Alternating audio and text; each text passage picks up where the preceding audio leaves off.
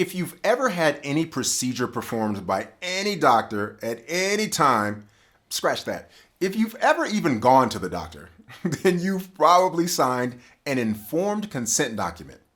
But what does that even mean? Well, stick around and we'll talk about what is informed consent and why it's important to obtain it.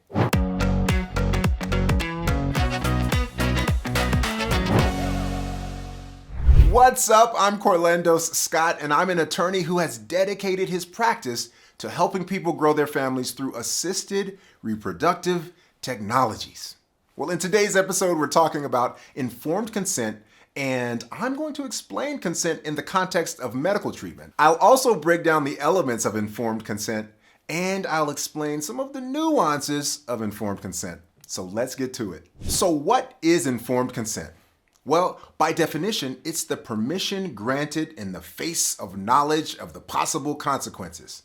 That's a mouthful. It basically means you know what you're getting into. So you've become aware or informed of possible consequences, and yet you give your permission or consent for those things to proceed. That's informed consent. The whole idea is to assist and guide patients into making the best medical decisions for themselves. We want to give patients information and allow them to make decisions based on that information. So the way this is done in medical practices is by the patient signing a piece of paper called a consent form. Now, the form is not the actual consent.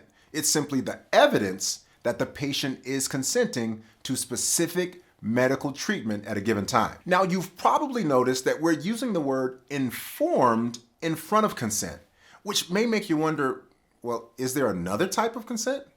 Well, when we're talking about consent, it comes in a variety of flavors, but there are two types that factor into healthcare. First, there's general consent. It's what's required before a general examination and before general treatment. It's also required prior to, minor testing like lab work, x-rays, routine scans. Now, essentially, before a doctor can touch you as a patient, you, the patient, must first give consent. I think we'd be wise to all use that rule, like no consent, no touch, like period. But that's an episode for another day. The second type of consent in medicine is our beloved informed consent. Now, this type of consent is required prior to any invasive or risky procedure. So informed consent is so important that each state has specific rules around informed consent. Now, state requirements for informed consent may vary a bit, but each of them generally conforms to the rule that it's necessary prior to any invasive or risky procedure. It's really something that every doctor has a duty to obtain before they can proceed helping you. So this goes for everything. Everything from getting a root canal to undergoing brain surgery. There must be informed consent on the part of the patient. There's also some rules that validate consent. Let's talk about them. It must be clear and unambiguous. By the way, silence is not consent. A doctor can't say, "They didn't say no." Also, keep in mind, informed consent must be ongoing because consent can be revoked or removed at any time. Also, the consenting person must be coherent at the time they give consent. If a person has impaired thinking or any form of mental incapacity, it makes them incapable of giving informed consent. Lastly, consent must be voluntary. It has to be given freely and willfully. If it's not given freely, then it's what we call coerced or given under duress, and that will invalidate the consent. So here are some examples of what consent is not. Consent is not when someone agrees or says yes while they're distracted. Now, my 5-year-old daughter loves to pull this one on me. She likes to wait until I'm working, and then she comes to me with the 5-year-old question bonanza. "Dad, why is the sky blue? Dad, how tall will I be when I grow up? Dad, can spaceships only fly in space?" That last one really got me. I was like,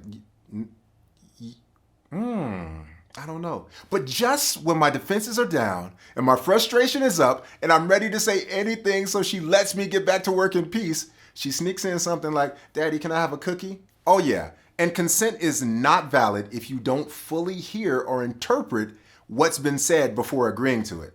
Now, that's my 3-year-old son's favorite strategy. He plays the old, mumble an inaudible, "May I have a cookie?" so that when I catch him with the cookie, he can say, "I asked you, Daddy." That's his trick.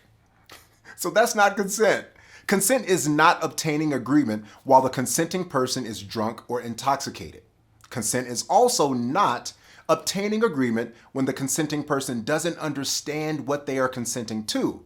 Like the time when younger me took a young lady to a French restaurant and ended up eating a calf's head because I didn't want to confess that I didn't know what tête de veau was when the waiter said he highly recommended it. Yeah, pride is a dangerous thing. There are also other types of consent, but rarely will you find a reputable medical professional who relies solely on them. For instance, there's implied consent. For instance, when you extend your arm, allowing medical staff to draw blood, your extending your arm implies that you consent to what is about to happen. There's also express consent, which is how reputable professionals obtain your consent. Now, that's an affirmative verbal or written confirmation from you. Then there's one that most smart people stay away from outside of emergency conditions, and that's substituted consent. It's a doctrine that allows a decision maker to establish the decision an incompetent person would have made if that person were competent. Now, let's look at the elements, or you can say the ingredients of informed consent in the healthcare context. But before we do me a huge favor and smash that like button to let me know that you're enjoying the content. Also, go ahead, feel free to subscribe so you won't miss any of my upcoming videos. So how does a healthcare professional bake a proper informed consent cake? Corny, I know, but you get my point, right? Well, here are the main ingredients. First, they need to provide a full description of the procedure. Next, they have to disclose all of the risks involved. Then they should highlight the benefits. Also, they need to inform you of your options with regards to any alternative procedures or treatments. Next, it must detail the extent to which your record is going to be maintained confidentially. Now, here's an interesting ingredient.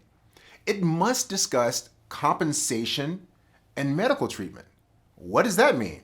Well, the FDA says this: if the procedure presents more than a minimal risk, the healthcare provider must provide an explanation to you as to whether any compensation is available to you if an injury occurs. And they also have to tell you whether any medical treatments are available if an injury occurs. The consent must also provide you with information on whom to contact for answers to questions about the procedure. And last but not least, the consent must include a statement that your participation is voluntary. Now let's wrap things up by discussing some important nuances of informed consent.